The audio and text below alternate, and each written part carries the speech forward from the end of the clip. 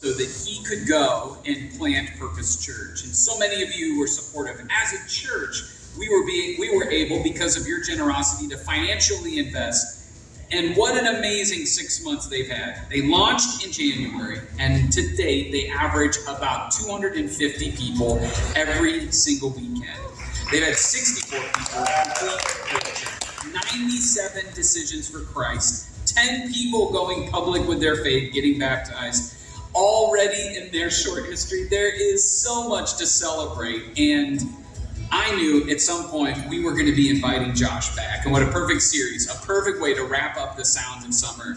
I am so excited for you to hear from the lead pastor of Purpose Church, Josh Whitlow. Will you please put your hands together to welcome him back to our stage? Well, thank you so much. It is an honor to be home. I'm so glad to be back here with you. We miss you all so much. As Ben said, 6 months ago, 7 months ago, we launched Purpose Church on Sunday, January 22nd, 2023, and it is so incredible to see what God has done. And over kind of this time where I was preparing the message, Ben asked me, he's like, hey, share a couple of your favorite stories over the last 7 months. And I was like, that's like asking a parent who their favorite child is, okay? There are so many options. You know, some of you actually know who your favorite child is, and you have no problem saying it. That's another thing for another time. Hopefully your favorite kid is sitting next to you today at church, okay?